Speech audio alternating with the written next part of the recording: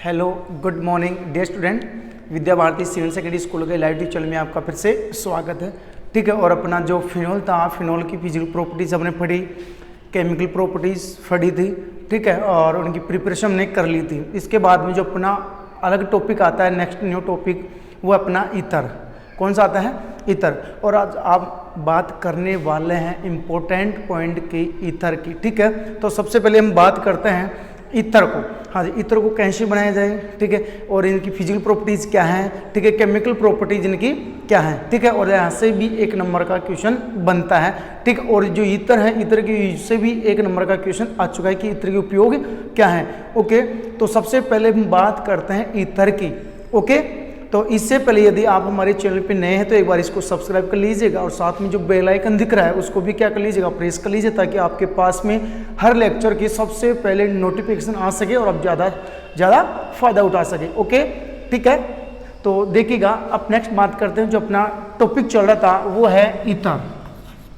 हाँ जी, अपना टॉपिक है बेटा ईथर है। कौन सा चल रहा है? ईथर। अब ईथर की बात करते हैं कि ईथर कौन होता है। यदि ऑक्सीजन की दोनों संयोजकताएं, बेटा क्या करें हम, यदि ऑक्सीजन की दोनों संयोजकताएं एल्किल समूह से जुड़ी हो, बेटा किससे जुड़ी हो? एल्किल समूह से जुड़ी हो, क्या कहलाएगा? अपना ईथर। अब यहाँ पे जो एल्किल है भिन्न भी हो सकते हैं, यहाँ पे एरिल समूह भी हो सकता है। तो सीधा याद रखिएगा, यदि ऑक्सीजन की दोनों संयोजकताएं बेटा किससे जुड़ जाए हैं? कार्बन से जुड़ जाए हैं, यही आपका क्या है? ईथर है। कर सकते हैं। तो हाँ जी, ऑक्सीजन की दोनों संयोजकताएं यदि एल्किल या एरिल समूह से जुड़ी हो, वही आपका क्या कहलाएगा? ईथर कहलाएगा। कर सकते हैं। तो देखिएगा, नेक्स्ट बात करते हैं, डेफिनेशन हो जाएगी। इसके बाद में बात करें हाँ जी सामान्य फॉर्मूले की। जो ईथर का है सामान्य फॉर्मूला, सामान्य सूत्र है बेटा, वो क्या आपका CnH2n, ठीक है, +2 और क्या है? O है बेटा। ये किसका फॉर्मूला हो जाएगा? ईथर का हो जाएगा। जैसे हम चेक करके देखें कि सही है या गलत, तो एक बार देख लीजिएगा। जैसे मैं ईथर लिख रहा हूँ बेटा, CH3CH2O, क्या लिखूँ? CH2 और क्या लिखा हमने? CH3 लिखा। अब देखते हैं इसमें अप्लाई होता है या नहीं होता। तो अप्लाई करने का तरीका क्या है बेटा? Carbon carbon carbon. इसमें कितने आ रही है? ईथर में 4 कार्बन आ रहे हैं, तो n का मान यहाँ पे 4 रखेंगे ना, तो क्या रखेंगे? C4। ओके, और यहाँ इसको इकट्ठा करना चाहिए तो क्या लिख सकते हैं? C4। हाइड्रोजन 5 और 5 कितने हो गए बेटा? 10 हो गए हैं। एक कौन है? ऑक्सीजन है। तो ये इसका अणुसूत्र बनता है। अब इसमें हम अप्लाई कर ही रहे हैं, क्या लिखेंगे आगे? H2 फॉर +2 ओ लिखा है। अब क्या लिखेंगे? C4, 4 दूनी 8, 8 और 2 10 हो गए हैं। और यहाँ पे क्या लिखूंगा मैं? ऑक्सीजन। क्या इसमें मैच खा रहा है? चेक कर लीजिएगा। C4H10O, C4H10O। इसका मतलब जो ये फॉर्मूला हमने जनरेट किया था बेटा, वो क्या है? सही है। कर सकते हैं। तो हालांकि इतना इजी क्वेश्चन नहीं आया हुआ है, लेकिन एक बार देख सकते हैं, जो ईथर है, ईथर का सामान्य फॉर्मूला क्या हो जाएगा? CnH2n +2O हो जाएगा। और जो ईथर होता है, हाँ जी, वो एल्कोहल का आइसोमर होता है। ईथर एल्कोहल का या एल्कोहल ईथर का क्या होता है? आइसोमर होता है, एक दूसरे में ट्रांसफर कर सकते हैं। ओके, और उनका भी फॉर्मूला यही बनता है, क्या? CnH2nO। और भी लिख सकते हैं, यदि एल्कोहल के लिए फॉर्मूले की बात करें तो CnH2n +1 और क्या लिख सकते हैं आप? OH। हाँ जी, किसके लिए लिख सकते हैं? ये एल्कोहलिक भी लिख सकते हैं और ईथर के भी लिख सकते हैं। ओके, तो इतनी बात आपकी कंप्लीट हो गई होगी। अब नेक्स्ट देखिएगा बेटा। हाँ जी, नेक्स्ट अपना जो पॉइंट बनती है, अभी देखो बताते हैं आपको। हाँ जी, नेक्स्ट देखिएगा, जो ईथर है, ईथर को हम मुख्यतः 2 भागों में बांट सकते हैं। अर्थात ईथर का क्लासिफिकेशन करें, ईथर का क्या करें हम? क्लासिफिकेशन करें। ठीक है, तो नेक्स्ट पॉइंट बन सकता है क्या बेटा आपका? क्लासिफिकेशन। देखना, classification of ether, classification of ether, ether का वर्गीकरण। तो ईथर को बेटा 2 भागों में बांटा गया है। एक तो है कौन सा आपका? हाँ जी, सिंपल ईथर है बेटा। कौन है? सिंपल ईथर है। और जो दूसरा ईथर है बेटा अपना कौन सा है? हाँ जी, मिक्सर है। हाँ जी, मिक्स्ड ईथर है या मिश्रित ईथर है। ओके, अब देखते हैं सब, मिश्रित ईथर कौन सा होगा, सिंपल ईथर कौन सा होगा। सिंपल का मतलब यहाँ पे साधारण हो जाएगा, और मिक्सर का मतलब क्या हो जाएगा? मिश्रित ईथर हो जाएगा। तो सिंपल ईथर कौन सा होगा? यदि ऑक्सीजन की दोनों संयोजकताएं समान एल्किल या एरिल समूह से जुड़ी हो, हाँ जी, वही क्या कहलाएगा आपका? सिंपल ईथर कहलाएगा। जैसे बात करें हम क्या? सम्मान, इसमें क्या होगा? सम्मान एल्किल समान एल्किल या एरिल ग्रुप से हाँ जी ऑक्सीजन अटैच हो, हाँ जी वही क्या कहलाएगा आपका सिंपल इत्र कहलाएगा। और इसमें क्या हो जाएगा असमान, क्या हो जाएगा असमान एल्किल या फिर किसी जुड़ा हो एरिल समूह से जुड़ा हो ऑक्सीजन, तो कौन सा हो जाएगा आपका मिश्रित इत्र हो जाएगा। जैसे इसकी बात करें सबसे पहले, हाँ जी जैसे मैंने लिखा ये ऑक्सीजन की दोनों संयोजकता हमने समान एल्किल समूह से जोड़ दी बेटा, ये भी एल्किल और ये एल्किल दोनों क्या है समान। जैसे इस एल्किल को मैंने क्या लिखा बेटा CH3 लिखा है, फिर आगे क्या है ऑक्सीजन है, फिर आगे क्या लिख दिया मैंने CH3। इधर देखें ये भी CH3 है और दूसरी संयोजकता भी किससे जुड़ रही है CH3 जुड़ रही है, दोनों के दोनों कैसे हैं समान है, तो सिंपल इत्र माना जाएगा बेटा। जैसे हम इसको चेंज करें एथिल लिख दूं मैं C2H5 ओ क्या लिखूं बेटा C2H5 लिखा है, ओके ये भी आपका एथिल है और ये भी क्या आपका एथिल है, तो दोनों एथिल क्या है इक्वल है सेम है, तो ये कौन सा हो जाएगा बेटा ये भी हाँ जी सिंपल इत्र हो जाएगा, कर सकते हैं। अब देखिएगा नेक्स्ट बात करूं मैं, हाँ जी मैंने क्या लिखा ROR डैश। अब डैश का मतलब क्या हो जाएगा जो ये एल्किल ग्रुप है इस एल्किल ग्रुप से क्या है भिन्न है, तो ये क्या हो जाएगा आपका असमान मतलब मिश्रित इत्र हो जाएगा। जैसे मैंने क्या लिखा एक तरफ तो क्या लिखा CH3 लिखा एक संयोजकता और दूसरी संयोजकता मैंने जोड़ दी किससे एथिल से जोड़ दी। अब जो एथिल ग्रुप है और ये मेथिल ग्रुप है दोनों में डिफरेंट है भिन्नता है, तो ये कौन सा हो जाएगा आपका हाँ जी मिश्रित इत्र हो जाएगा। जैसे मैं नेक्स्ट लिखूं क्या CH3 और फिर क्या लिखा हमने CH3 आइसोप्रोपिल समूह यहाँ पे जोड़ दिया है, तो ये तो आइसोप्रोपिल है एक संयोजकता तो जुड़ी इससे है और दूसरी संयोजकता जुड़ी किससे है मेथिल ग्रुप से जुड़ी है, तो ये क्या हो गया आपका मिश्रित इत्र। जैसे अब नेक्स्ट बात करें इसकी मैंने ये कंपाउंड लिखा बेटा जैसे क्या AROR, ये कौन सा इत्र है बेटा मिश्रित इत्र है, एक समूह है एरिल समूह से जुड़ा है, एक दूसरी संयोजकता जो जुड़ी है आपकी वो किससे जुड़ी है एल्किल समूह से जुड़ी है, अलग अलग हो गया। जैसे इसका एग्जाम्पल लिखना चाहूँ मैं, एक तरफ तो हमने बेंजी जोड़ दिया बेटा और दूसरा क्या जोड़ दिया मैंने CH3 जोड़ दिया मेथोक्सी, ये हो गया बेंजीन। हाँ जी अब देखिएगा इसकी बात करें तो एक समूह किससे जुड़ रहा है बेटा मेथिल से और जो दूसरी संयोजकता जुड़ी है वो किससे जुड़ी है आपकी फेनिल से जुड़ी हुई है, कैसे मेथिल फेनिल इत्र हो जाएगा, तो ये कौन सा हो जाएगा आपका हाँ जी मिश्रित इत्र हो जाएगा। जैसे मैं नेक्स्ट एग्जांपल बात करूं कि बेटा ये कौन है C3H7 और C3H7, हाँ जी ये कौन सा इत्र होगा बेटा आपका पहचान के बताएगा, ये भी प्रोपिल है ये भी प्रोपिल है, तो कौन सा हो जाएगा आपका सिंपल इत्र हो जाएगा, कर सकते हैं। जैसे मैंने एक तरफ क्या लिख दिया ये ले लिया हमने U, हाँ जी और फिर इसको U हमने जोड़ दिया है, इस प्रकार से जोड़ दिया साइक्लिक संरचना जोड़ दी, तो ये साइक्लिक संरचना इस साइक्लिक संरचना से क्या है डिफरेंट है, तो कौन सा हो जाएगा आपका मिश्रित इत्र हो जाएगा, कर सकते हैं। जैसे अगला एग्जांपल मैं लिख दूं क्या कि बेटा ये किस प्रकार का इत्र है, ये किस प्रकार का इत्र है ये आप बताएंगे, तो देखो ये भी साइक्लिक संरचना है ये भी साइक्लिक संरचना है, दूसरी समानता क्या इसमें भी 3 कार्बन है और इसमें भी कितने कार्बन है 3 कार्बन है, तो ये कौन सा इत्र हो गया आपका सम्मित इत्र हो जाएगा, कर सकते हैं।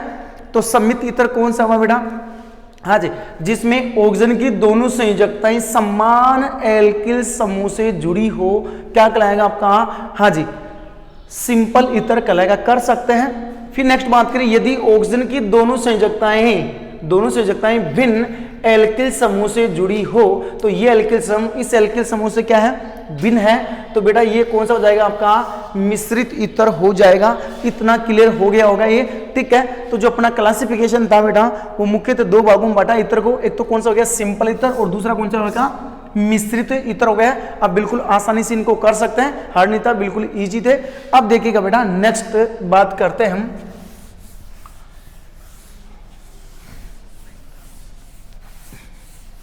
हाँ जी नेक्स्ट देखते हैं इसकी संरचना, तो स्ट्रक्चर ऑफ हाँ जी इथर की संरचना। अब देखिए नेक्स्ट बेटा हाँ जी क्या स्ट्रक्चर ऑफ इथर की संरचनाएं। हाँ जी बेटा हम ये ले रहे हैं R2O, ये कौन अपना इथर है, ओके। अब देखिएगा मैं इसमें सिर्फ मेथिल समूह ले रहा हूँ, एल्किल से क्या ले रहा हूँ मेथिल, जैसे मैं लिखा क्या CH3 बेटा और यहाँ पे O और यहाँ पे क्या लिखा आपने CH3, नाम क्या हो जाएगा dimethyl ether, methyl dimethyl ether हो गया है। और बेटा यहाँ पे कौन पड़े हैं, लोन पेयर पड़े हैं। क्या पड़े हैं, लोन पेयर पड़े हैं। दोनों में क्या हो रहा है, रिपल्सन, और इन बॉन्ड पेयर में भी क्या हो रहा है बेटा, रिपल्सन, और लोन पेयर बॉन्ड पेयर में क्या हो रहा है, रिपल्सन हो रहा है। अब जो यहाँ का बॉन्ड एंगल है बेटा वो कितना है, 111 डिग्री 7 मिनट, इतना है इसका बॉन्ड एंगल। ठीक है, अब देखिएगा एक एक चीज क्या लिखेंगे आप। हाँ जी, हाइब्रिडाइजेशन ऑफ हाँ जी, सबसे पहले ऑक्सीजन की बात करें, ऑक्सीजन एटम। हाँ जी, किसकी बात करें, ऑक्सीजन एटम की। ऑक्सीजन एटम की संकृत अवस्था क्या है ये आपको बतानी है। फिर नेक्स्ट बात करूं यदि इस कार्बन की बात करें तो क्या लिखेंगे आप नेक्स्ट, हाइब्रिडाइजेशन। हाँ जी, हाइब्रिडाइजेशन ऑफ, हाँ जी क्या लिखेंगे, कार्बन एटम लिख सकते हैं। हाँ जी, कार्बन एटम की संकृत अवस्था क्या है। ठीक है, नेक्स्ट देखिएगा बेटा, बॉन्ड एंगल। क्या देखेंगे आप, बॉन्ड एंगल देखेंगे। ओके, हाँ जी, फिर इसके बाद में देखेंगे कि आप लोन पेयर की संख्या, कि लोन पेयर या नंबर ऑफ इलेक्ट्रॉनों की संख्या। नेक्स्ट क्या लिखेंगे आप, स्ट्रक्चर लिखेंगे कि बेटा इसकी वास्तविक संरचना क्या है। तो इसके हाइब्रिडाइजेशन की बात करें, हमने हाइब्रिडाइजेशन बिल्कुल बहुत अच्छे से 11th क्लास में सीखा है, कर सकते हैं आप। कैसे, ऑक्सीजन बेटा कौन से वर्ग का, बेटा 16वें वर्ग का है ना, तो संयोजी इलेक्ट्रॉन संख्या कितनी आएगी, 6 प्लस इस समूह से कितने समूह जुड़ रहे हैं, 2 ही जुड़ रहे हैं ना, 2। हाँ जी, बटा कितना रखेंगे हम, 2 रखेंगे कांस्टेंट के लिए हमेशा। हाँ जी, कितना आ जाएगा बेटा, 4 के लिए संकरण कौन सा आता है बेटा, sp3 आता है। क्या आता है, sp3। तो यहाँ पे जो ऑक्सीजन की संकृत अवस्था है बेटा वो क्या है आपकी, sp3। इसी प्रकार से हम किसकी निकालेंगे, कार्बन की, तो कार्बन की बेटा क्या आएगी, sp3 आएगी। ओके, इतना कर लेंगे आप। फिर नेक्स्ट देखिए बेटा, बॉन्ड एंगल कितना आ रहा था, 111.7। फिर नेक्स्ट लोन पेयर कितने बेटा, लोन पेयर 2 हैं, तो यहाँ पे 2 लोन पेयर, या फिर क्या कर सकते हैं हम बेटा, 4 इलेक्ट्रॉन। क्या कर सकते हैं हम, 4 इलेक्ट्रॉन। फिर नेक्स्ट स्ट्रक्चर कैसे बेटा, हाँ जी, वी शेप दिख रही है आपको बेटा, कैसे दिख रही है, वी शेप आपको स्ट्रक्चर दिख रही है, कर सकते हैं। ये हो गया अपना कौन सा, तो पूछा जा सकता क्या, हाँ जी, डाइमेथिल ईथर की संरचना दीजिए। डाइमेथिल ईथर की क्या दीजिएगा आप, संरचना दीजिए। तो आपको इस प्रकार से बनाना है। अब यदि इसकी जगह क्या आ जाए, डाइएथिल ईथर आ जाए, क्या आ जाए, डाइएथिल ईथर, तो मैं साइड में यही लिख देता हूं। लेकिन इससे पहले सुनेगा आप लोग, यहाँ पे एक बहुत अच्छा क्वेश्चन बनता है, संरचना बनाने का तात्पर्य क्या था अपना, देखिएगा। हाँ जी, हमने कहा जो sp3 संकरण है, कौन सा sp3 संकरण है, इसमें कितना बॉन्ड एंगल बनता है, हाँ जी, 109 डिग्री 28 मिनट का क्या बनता है, इसमें बॉन्ड एंगल बनता है। ठीक है, इसमें भी sp3 संकरण है, लेकिन इसमें बॉन्ड एंगल कितना बन रहा है बेटा, कंपैरिजन देखो, इसमें 111 और इसमें कितना 109, मतलब इसमें इंक्रीज हुआ है बॉन्ड एंगल। अब ऐसा क्यों, हाँ जी, ईथर में sp3 संकरण होते हुए भी इसका बंद कोण 109 डिग्री 28 मिनट का न होकर 111 डिग्री 7 मिनट का हो जाता है। क्यों, इसका मतलब इसमें कुछ अट्रैक्शन या कुछ रिपल्सन का कार्य होने वाला है। तो देखिएगा इन दोनों के बीच में, बॉन्ड पेयर के बीच में क्या हो रहा है बेटा, प्रतिकर्षण वाला, रिपल्सन तो दूर दूर जाएंगे, तो बॉन्ड एंगल क्या होता जाएगा, इंक्रीज होता जाएगा। और यदि इन लोन पेयर में क्या हो, अधिक प्रतिकर्षण हो, तो ये दूर जाएंगे, तो ये इधर वाले क्या आएंगे, पास, तो बॉन्ड एंगल क्या हो जाएगा आपका, डिक्रीज हो जाएगा। तो आप कह सकते हैं, क्योंकि इसमें बीपी क्या कर सकते हैं आप, इसमें बीपी अधिक प्रतिकर्षण के कारण है, अधिक प्रतिकर्षण के कारण जो इसका बॉन्ड एंगल है बेटा वो क्या हो जाता है, बढ़ जाता है, कर सकते हैं। तो क्वेश्चन क्या बताया हमने, आज ईथर में sp3 संकरण है, अतः इसमें 109 डिग्री 28 मिनट का संकरण होना चाहिए, अतः यह न होकर 111.7 डिग्री का हो जाता है। क्यों, तो क्या लिखेंगे, क्योंकि इसमें बंद युग्म के बीच में अधिक प्रतिकर्षण होता है, इसके कारण से इसका बॉन्ड एंगल क्या हो जाता है, इंक्रीज हो जाता है। इतना पता चल गया होगा। अब साथ में देख लीजिएगा बेटा आप, हाँ जी, डाइएथिल ईथर की संरचना भी देख लीजिएगा। हाँ जी, नेक्स्ट देखिएगा बेटा, डाइएथिल ईथर की संरचना।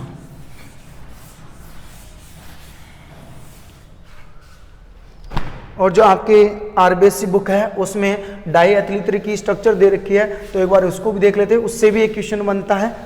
ठीक है, फिर हम पॉइंट को आगे बढ़ाते हैं। तो नेक्स्ट देखिए बेटा, डाइएथिल ईथर लेते हैं अब की जगह, अब की बार। तो यहाँ पे क्या लिखेंगे आप, CH3 बेटा, CH2। ओके, यहाँ पे कौन है, ऑक्सीजन, यहाँ पे कौन है CH2 और यहाँ पे कौन है CH3। ये बेटा अपना कौन है डाई एथिल ईथर है, डाई एथिल ईथर है। ओके, यहाँ पे जो बॉन्ड एंगल है बेटा वो कितना है 110 डिग्री का ही है केवल, और यहाँ पे भी क्या है बेटा 2 लोन पेयर है। ओके, अब देखें हाइब्रिडाइजेशन, देखें सबसे पहले hybridisation of oxygen atom, oxygen परमाणु की संकृत अवस्था देखेंगे। इसी प्रकार नेक्स्ट आप क्या देखने वाले हैं, सेम बेटा हाइब्रिडाइजेशन ऑफ कार्बन एटम। इस कार्बन की बात करो या इस कार्बन की बात करो, बात एक रहेगी, एटम की संकृत अवस्था बेटा। नेक्स्ट देखिएगा बॉन्ड एंगल, क्या देखेंगे आप बॉन्ड एंगल देखेंगे। इसके बाद में आप क्या देखेंगे नंबर ऑफ इलेक्ट्रॉन, इलेक्ट्रॉनों की संख्या कितनी है। फिर नेक्स्ट क्या देखेंगे बेटा आप स्ट्रक्चर देखने वाले हैं कि स्ट्रक्चर क्या है। ठीक है, अब यहाँ भी एक अच्छा क्वेश्चन बनेगा। इससे पहले इनकी खाना पूर्ति हम पूरी कर लेते हैं। ऑक्सीजन परमाणु की क्या पूछा, संकृत अवस्था, सेम तरीका वही निकालना है। ठीक है, तो इसमें जो संकरण आएगा बेटा वो कौन सा आएगा sp3 आएगा, और कार्बन का भी कौन सा आएगा sp3 आएगा।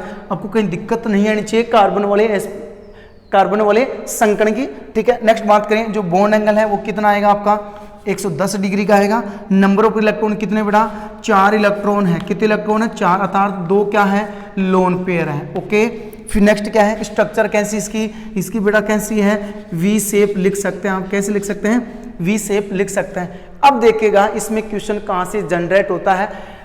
जो आपका मैथिल ईथर था बेटा कौन मैथिल ईथर, तो इसको यू लिखेंगे, और यहाँ पे जो बॉन्ड एंगल बन रहा था बेटा वो कितना बन रहा था 111.7 डिग्री का बन रहा था। इसमें भी बेटा 2 लोन पेयर थे, प्रतिकर्षण तो इनमें भी हो रहा था और इनमें भी प्रतिकर्षण हो रहा है। ठीक है, अब जो sp3 संकरण होता है बेटा कौन सा sp3 संकरण, और sp3 संकरण में कितना बजाया जाता है 109 डिग्री 28 मिनट का बॉन्ड एंगल बताया जाता है। लेकिन देखिएगा बेटा इनमें कुछ डिफरेंट है, कुछ भिन्नता आ गई। क्यों आ गई इसका रीजन हम जानने वाले हैं। तो पूछ सकता है sp3 में इतना बॉन्ड एंगल होता है, जबकि डाई एथिल ईथर में भी sp3 संकरण होता है, लेकिन इसका बंद कोण 110 डिग्री का हो जाता है बढ़कर। क्यों, तो क्या लिखेंगे आप, क्योंकि बंद युग में अधिक प्रतिकर्षण के कारण इसका बॉन्ड एंगल क्या हो जाता है बढ़ जाता है। इसका तो कितना 110 डिग्री, लेकिन इसमें प्रतिकर्षण क्या होता है ज्यादा। जैसे जैसे समूह बढ़ते जाएंगे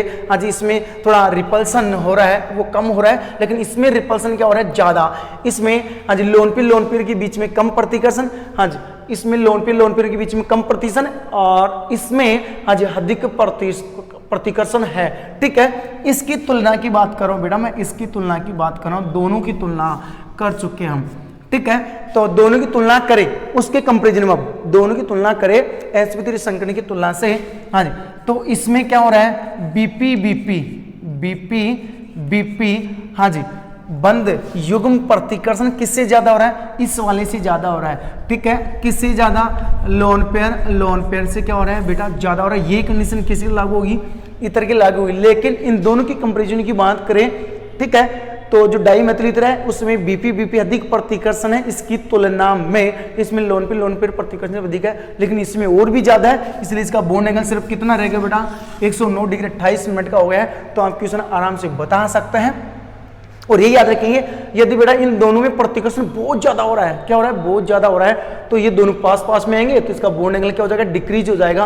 और यदि इनमें प्रतिकर्षण कम और इनमें प्रतिकर्षण ज्यादा हो रहा है CH3 के मध्य, तो दूर जाएगा तो बॉन्ड एंगल खुलता जाएगा बढ़ता जाएगा। ठीक है, तो 111.7 डिग्री के लगभग हो जाता है। ये अपना क्या बन गई स्ट्रक्चर किसकी डाई एथिल ईथर की और डाई मेथिल ईथर की। इतना आप कर सकते हैं। अब देखिएगा बेटा नेक्स्ट एक यहाँ पे बहुत अच्छा क्वेश्चन बनता है, उस क्वेश्चन को एक बार देख लेते हैं। तो नेक्स्ट देखिएगा क्वेश्चन ये था ईथर एल्कोहल का एनहाइड्राइड कहलाता है क्यों। ईथर एल्कोहल का एनहाइड्राइड कहलाता है क्यों, कारण दीजिएगा। क्या काम ने क्वेश्चन नंबर 1 ईथर एल्कोहल का एनहाइड्राइड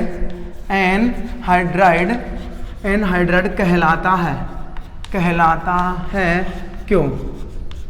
हाँ जी, आंसर बता सकते हैं आप। क्या कहा हमने, जो ईथर है वो एल्कोहल का क्या है बेटा, एनहाइड्राइड है। हाँ जी, क्यों, हाँ जी कारण दीजिएगा। तो आप क्या लिखेंगे, क्योंकि ईथर का फॉर्मेशन जो होता है वो एल्कोहल के दोनों के कारण से होता है। कर सकते हैं, मैंने क्या कहा, ईथर का जो फॉर्मेशन होता है वो एल्कोहल के दोनों के संयोग के कारण होता है, इतना आप याद रखेंगे। जैसे मैंने क्या लिखा बेटा, हाँ जी एल्कोहल के दो मोल लिखे हैं, जैसे CH3CH2OH। बेटा एक मोल और ले लीजिएगा, तो क्या लिखेंगे आप, HOCH2 और CH3। ये आप पे डिपेंड करता है कि कौन सा एल्कोहल ले रहे हैं, कोई दिक्कत नहीं है, ठीक है। अब देखिएगा इन दोनों की यदि रिएक्शन करवाते हैं तो एक एथेनॉल से तो क्या जा रहा है OH, और एक एथेनॉल से क्या जा रहा है H, बाहर क्या हो जाएगा आपका H2O। हाँ जी H2, तो किसका फॉर्मेशन हो गया बेटा, हाँ जी क्या लिखेंगे आप, C2H5, हाँ जी O, फिर क्या लिखेंगे C2H5। डाई एथिल ईथर का फॉर्मेशन होता है, डाई एथिल ईथर का क्या होता है, फॉर्मेशन होता है। कर सकते हैं, इस कारण से ईथर को एल्कोहल का क्या कहा जाता है, एनहाइड्राइड कहा जाता है। तो क्वेश्चन आपको ये अच्छे से समझ में आएगा। कई लोगों का यहाँ पे बच्चे हैं उनका कमेंट्स भी आता है कि सर जो ईथर है, ईथर को एल्कोहल का एनहाइड्राइड या एनहाइड्रोक्साइड कहा जाता है। क्यों, बिल्कुल इजी था, क्या ले सकते थे, क्योंकि एल्कोहल के दोनों के संयोग से जल का निष्कासन होता है जिससे ईथर का फॉर्मेशन होता है। इस कारण इसको क्या कहा जाता है, आज एल्कोहल का एनहाइड्राइड कहा जाता है। इतना कंप्लीट हो गया होगा। अब देखिएगा बेटा नेक्स्ट जो रिएक्शन आपकी, एक कमेंट था बच्चे का कि सर जो संघनन रिएक्शन थी, संघनन रिएक्शन में यदि फिनोल की रिएक्शन हम फॉर्मुलेट के साथ करवा दे, ठीक है, तो किसका फॉर्मेशन होता है। बड़ी इंपॉर्टेंट रिएक्शन थी, हाँ जी, जिसको हम लेडरर मेनासे रिएक्शन के नाम से जानते हैं। याद कीजिएगा बेटा, किस नाम जानते हैं, लेडरर मेनासे रिएक्शन के नाम जानते हैं। और यदि ये रिएक्शन जो अब आगे और पढ़ेंगे आप पॉलीमराइजेशन में और पढ़ेंगे, तो एक बार इसको देख लेते हैं बीच में ही, ठीक है, फिर हम इतर स्टार्ट करते हैं पुनः। तो देखिएगा बेटा, हाँ जी क्या कह रहा है, यदि आप फिनोल की रिएक्शन फॉर्मुलेट के साथ करवाते हैं तनु अम्ल या क्षार की प्रेजेंसी में, ठीक है, तो किसका फॉर्मेशन होता है ये देख रहे थे। तो देखिएगा बेटा, ये तो अपना कौन है, फिनोल है, OH, ओके प्लस, हाँ जी, इसकी बेटा रिएक्शन किसके साथ, फॉर्मुलेट के साथ करवा रहा है, हाँ जी, प्रेजेंसी के ले रहे डाइल्यूट H प्लस या फिर क्या ले सकते हैं आप, OH माइनस ले सकते हैं। इनकी प्रेजेंस में रिएक्शन करवाएं तो ortho para hydroxy benzyl alcohol का फॉर्मेशन होता है। किसका फॉर्मेशन होगा बेटा, OH, यहाँ पे क्या लिखेंगे आप, CH2OH। हाँ जी, ये तो ऑर्थो पोजीशन बनेगी बेटा, और अब बना दीजिएगा आप पैरा पोजीशन, यहाँ पे क्या लिखेंगे आप, CH2OH लिखेंगे। तो क्या लिखेंगे, दोनों का संयुक्त रूप से लिख रहा हूँ, इसका ऑर्थो और ये कौन सी पोजीशन है, तो ortho para hydroxy benzyl alcohol, हाँ जी बेंजिल अल्कोहल ये बन चुका है। Ortho para hydroxy benzyl alcohol का फॉर्मेशन हो चुका है। तो जब भी आप फिनोल की रिएक्शन बेटा किसके साथ है, फॉर्मुलेट के साथ में करवाते हैं, डाइल्यूट H प्लस या OH माइनस की प्रेजेंसी में या अम्ल या क्षार की प्रेजेंसी में, तो किसका फॉर्मेशन होता है, ortho para hydroxy benzyl alcohol का फॉर्मेशन होता है। अब नेक्स्ट देखिएगा, यदि इसको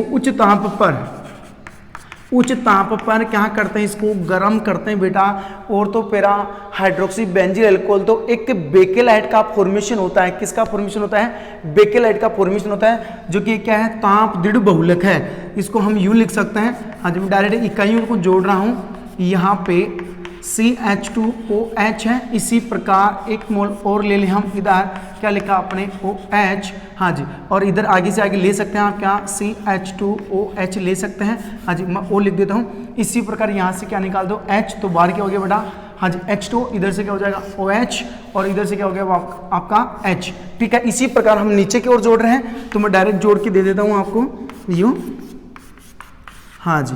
फिर नेक्स्ट देखिएगा CH2, फिर हमने यूं लिखा है आपके लिए, हाँ जी CH2, और इधर फिर आगे जोड़ सकते हैं, ठीक है। तो इसको मैं लास्ट यूं लिख रहा हूँ बेटा, OH था, ये भी निकल रहा है इधर से क्या निकला आपका H निकल रहा है, ठीक है। तो ये तो बाहर हो गए। अब इसको मैं यूं ब्रैकेट में बंद ले लेता हूँ, एन ले लेता हूँ। एन का मतलब यहाँ पे इकाइयों की संख्या हो जाएगी, तो इसको बाहर कर दो, इसको बाहर कर दो। यहाँ पे क्या लगा दीजिएगा आप, एन लगा दीजिएगा और यहाँ पे डायरेक्ट जोड़ दीजिएगा आप CH2 को। तो क्या लिख देंगे बेटा, CH2। ओके, ये हो गया। इसको क्या बोलेंगे आप, बेकेलाइट बोलेंगे बेटा। क्या बोलेंगे आप, बेकेलाइट बोलेंगे। ओके, हाँ जी।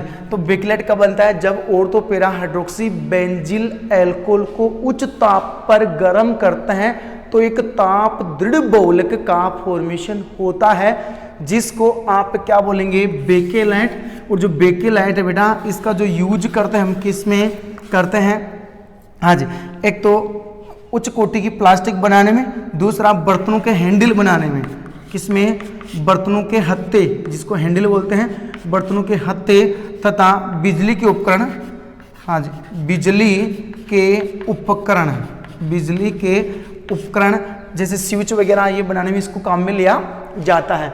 तो जब भी आप फिनोल की बेटा रिएक्शन किसके साथ, फॉर्मुलेट के साथ में करवाएंगे, तनो अम्ल या हाँ जी क्षार की उपस्थिति में, तो किसका फॉर्मेशन होगा, ortho para hydroxy benzyl alcohol का फॉर्मेशन होता है। अब यदि इनको हाँ जी फॉर्मुलेट के आधिक्य में इन दोनों को रिएक्शन करवाना है उच्च ताप पे रिएक्शन करवाएं, तो किसका निर्माण होगा, बेकेलाइट का। और बेकेलाइट बेटा एक प्रकार के क्या है, ताप दृढ़ बहुलक है।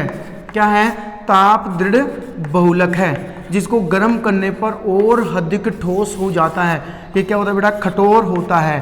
क्या होता है, कठोर होता है। इसमें कौन से बंद होते हैं बेटा, तिर्यक बंद होते हैं, जिसको आप जाल क्रम भी बोल सकते हैं। क्या बोल सकते हैं, जाल क्रम बेटा। और क्या बोल सकते हैं इसको, नेटवर्क पॉलीमर भी बोल सकते हैं आप, नेटवर्क पॉलीमर भी बोल सकते हैं। ठीक है। तो डेफिनेशन क्या हो जाएगी बेकेलाइट की, यदि ortho para hydroxy benzyl alcohol को उच्च ताप पर क्या करते हैं आप, गर्म करते हैं बेटा। ठीक है। तो यहाँ से जल के अणु तो रिमूव हो जाएंगे और इसमें क्रॉस बंध, तिर्यक बंध बन जाते हैं, इसको आप क्या बोलेंगे, बेकेलाइट बोलेंगे। और यदि जो बेकेलाइट है ये क्या एक प्रकार का ताप दृढ़ बहुलक है, कठोर है, इसमें कौन से बंध बने हुए हैं, तिर्यक बंध बने हुए हैं। इंग्लिश में इसको आप क्या बोलने वाले हैं, नेटवर्क पॉलीमर, जाल क्रम, हाँ जी, बहुलक है। ठीक है, हिंदी में हो जाएगा। और जिसका यूज है बेटा वो क्या दे रखा है, बर्तनों के हत्थे बनाने में, बिजली के उपकरण बनाने में, जैसे बोर्ड स्विच वगैरह है। हाँ जी, इनकी बात करें तो ये रिएक्शन आपकी छूटी हुई थी फिनोल में, हाँ जी, वो भी क्या हो गई है, कंप्लीट हो गई है। अब देखो डायरेक्ट जो इस रिएक्शन को है हम किस नाम से जानते हैं बेटा, ये आप याद रखेंगे, लेडेरर। किस नाम जानते हैं बेटा, लेडेरर मेनासे रिएक्शन नाम से इसको जानते हैं। कर सकते हैं कि लेडेरर मेनासे रिएक्शन दीजिएगा, या ऐसे क्वेश्चन पूछ सकता है आपसे, क्या होता है जब, हाँ जी, क्या होता है जब तनु अम्ल या क्षार की उपस्थिति में फिनोल की रिएक्शन फॉर्मुलेट के साथ करवाई जाती है, अभिक्रिया की रासायनिक समीकरण दीजिए। ठीक है। तो आपको कौन सा प्रोडक्ट बनाना है, ortho para hydroxy benzyl alcohol का फॉर्मेशन करना है। इसका नाम क्या हो जाएगा, ऑर्थो हाइड्रोक्सी बेंजिल एल्कोहल, और इसका फॉर्मेशन जो नाम है वो क्या हो जाएगा, पैरा हाइड्रोक्सी बेंजिल एल्कोहल हो जाएगा।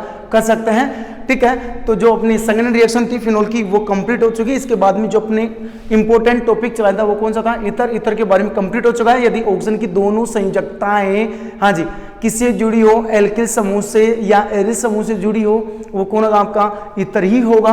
कौन होगा, ईथर। यदि कार्बन कार्बन के बीच में ऑक्सीजन फंसा हो तो भी क्या माना जाएगा, आपका ईथर माना जाएगा। ईथर का हमने सामने सूत्र पढ़ लिया था, CnH2n+2O पढ़ा था। ठीक है, वेरीफाई भी किया था कि सही है गलत है। इसके बाद में हमने क्या पढ़ा है, हाँ जी, जो क्लासिफिकेशन ऑफ ईथर था वो कंप्लीट कर लिया है। ईथर को दो भागों में बांट लिया था हमने, सिंपल ईथर और दूसरा कौन सा, मिश्रित ईथर पढ़ लिया था। ओके, हाँ जी, सिंपल ईथर कौन सा होगा, यदि ऑक्सीजन की दोनों संयोजकताएं हाँ जी समान एल्किल समूह से जुड़ी हो, वो कौन सा आपका, हाँ जी, सिंपल ईथर होगा। और लेकिन यदि क्या कहा हमने, लेकिन यदि ऑक्सीजन की दोनों संयोजकताओं में हाँ जी भिन्नता आ जाए, अर्थात अलग अलग समूह से जुड़ी हुई हो, वो कौन सा होगा बेटा, मिश्रित ईथर होगा। कर सकता है। फिर एक क्वेश्चन आया था, बड़ा अच्छा क्वेश्चन था, क्या, हाँ जी, ईथर को एल्कोहल का एन हाइड्रोक्साइड कहा जाता है, क्यों, तो हमने क्या बताया था, क्योंकि हाँ जी एल्कोहल के दोनों के संयोग से जल के निष्कासन पर हाँ जी प्राप्त यौगिक ईथर एल्कोहल का हाँ जी ईथर एल्कोहल का एनहाइड्राइड कहलाता है, ऐसा हमने बताया था। कर सकते हैं, ठीक है। तो हम आज के लेक्चर में इतना ही पढ़ेंगे, और जो कल के लेक्चर में पढ़ेंगे हम क्या पढ़ेंगे, ईथर का क्लासिफिकेशन पढ़ेंगे, और ईथर जो सिंथेसिस मेथड ऑफ ईथर है, अर्थात ईथर बनाने की विधियां हैं, वो हम पढ़ने वाले हैं। इसके बाद में केमिकल प्रॉपर्टीज पढ़कर और इस लेसन को हम क्या करेंगे, फिनिश करेंगे। इसके बाद में जो अगला अपना टॉपिक चलेगा, यूनिट चलेगी, ठीक है, वो चलेगी एल्डिहाइड, कीटोन और कार्बोक्सिलिक एसिड, ठीक है। तो आज के लेक्चर में इतना ही पढ़ेंगे। Thank you.